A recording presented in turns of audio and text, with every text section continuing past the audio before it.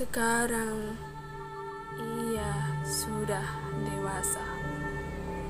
Karya Dipa Nusantara Aidit. 35 tahun yang lalu ia lahir dengan kesaktian kelas termaju. Sebagai anak zaman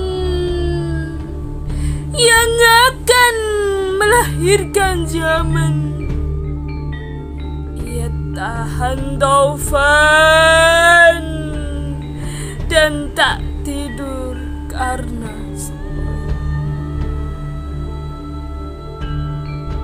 ia menyusup di hati rakyat lebih dalam dari laut Banda. Ia menghias hidup lebih indah dari suling cempaka. Ia dihidupkan oleh hidup. Tahun teror provokasi. Ia Anteus, anak Poseidon yang setia pada bumi. Ia anak zaman yang akan melahirkan zaman. Sekarang ia sudah dewasa.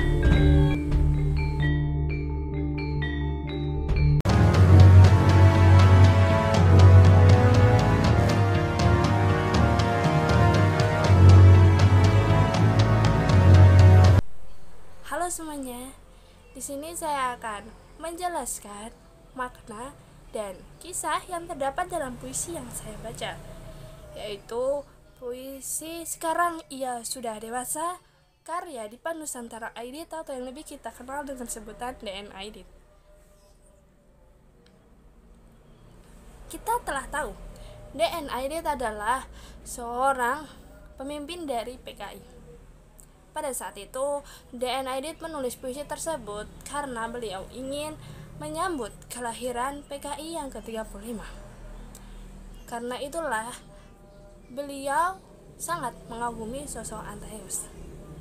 Dan sosok Anteus ini dijadikan sebagai tolak ukur dalam puisi tersebut. Siapa kira-kira Anteus ini? Anteus adalah seorang raksasa yang sangat dikenal pada masa Yunani.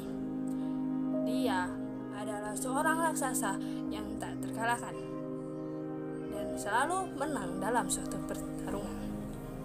Anteus sendiri adalah anak dari dewa laut, yaitu Poseidon, dan juga ibunya yang bernama Gaia adalah seorang Dewi Bumi.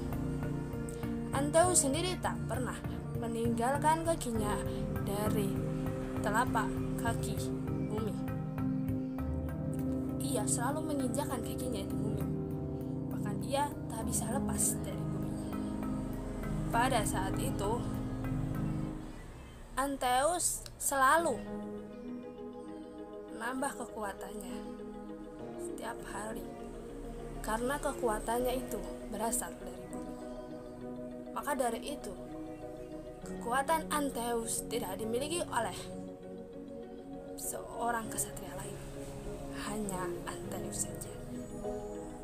Tapi tiba-tiba ada seorang musuh yang juga sama tangguhnya dengan Anteus. Ia ingin sekali menghancurkan Anteus. Musuh tersebut pun melakukan siasatnya. Ia mencari tahu kelemahan dan kelebihan dari Anteus. Akhirnya ia pun tahu kelemahan dan kelebihan dari Anteus. Musuh tersebut bernama Hercules. Hercules sendiri adalah anak dari dewa petir. Dia juga sangat tak terkalahkan. Hercules juga disebut sebagai seorang yang sangat tangguh dan sangat cerdas. Pada saat itu, ketika Hercules telah mengetahui kelemahan dan kelebihan dari Anteus, Hercules sendiri langsung menemui Anteus dan mengajaknya untuk bertarung. Dalam pertarungan sengit itu, pada saat terakhir, Hercules pun melakukan siasatnya. Anteus diangkat ke atas dan kakinya tidak lagi berpijak pada bumi. Karena pada saat itu Hercules telah melakukan siasat dan ia telah mengetahui bahwa kelemahan Anteus terjadi saat ia tidak memijak bumi. Ketika ia tidak memijak bumi, maka kekuatan Anteus akan berkurang dan kekuatan Anteus tidak akan bertambah lagi. Maka dari itu Hercules pun mengangkat Anteus ke atas hingga Anteus pun lemah. Hercules menggendong Anteus di atas pundaknya. Ia kemudian membawa Anteus ke atas dan semakin ia membawanya jauh dari bumi dan semakin Anteus tidak memijak kakinya ke tanah, maka hilanglah kekuatan Anteus. Anteus pun melemah dan pada saat itu Anteus pun hilang dan juga dia telah tiada di atas pundak Hercules. Hercules pun memenangkan pertarungan yang sangat sengit antara Anteus dan Hercules. Hal itu terjadi lagi ketika PKI saat tahun 1995. Pada saat itu mungkin TNI tidak menyadari bahwa Anteus pernah terkalahkan oleh Hercules. Ia hanya melihat bahwa Anteus tidak bisa meninggalkan bumi, tapi dia tidak melihat bahwa Hercules telah mengalahkannya. Dan ternyata kisah Anteus dan Hercules terjadi lagi pada saat PKI ke 1945.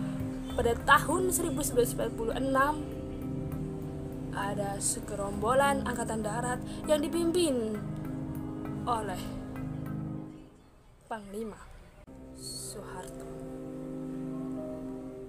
Pada saat itu Soeharto ingin membalaskan dendamnya kepada PKI karena ternyata PKI telah mengkhianatinya. Dan akhirnya Soeharto pun menyusun rencana untuk mengalahkan PKI. Pada saat itu PKI lebih dulu memulai karena pada saat itu ia melakukan pengkhianatan besar dengan menculik 7 pahlawan dan menyiksanya dengan kejam di lubang. Kemudian PKI tak terima. Ia berusaha untuk mengalahkan kaum angkatan darat yang dipimpin oleh Soeharto.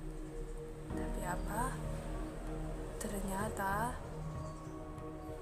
dengan siasat dari Soeharto dan juga para pengikutnya, yaitu Angkatan Darat.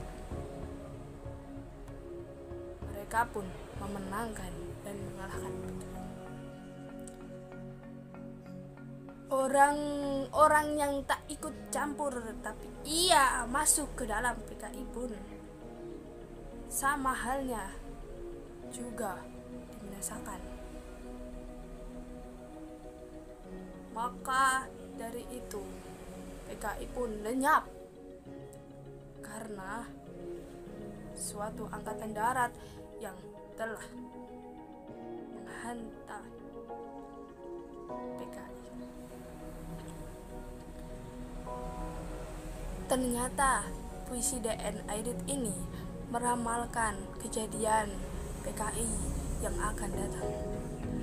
Pada saat itu, ketika penyerangan Angkatan Darat yang dipimpin oleh Soeharto kepada PKI, Angkatan Darat itu disebut sebagai sosok Hercules dan PKI itu sebagai Antreus. Mungkin puisi ini sudah meramalkan kejadian yang akan terjadi pada PKI. PKI pun menghilang pada saat tahun 1965 ketika Angkatan Darat yang dipimpin oleh Soeharto membantai PKI dengan habis-habisan dan melenyapkan cicit-cicit atau cucu-cucu dari PKI. Maka dari itu, kita semua harus mengetahui bahwa sejarah dari sastra ini sangatlah berkaitan dengan sejarah kemerdekaan Indonesia.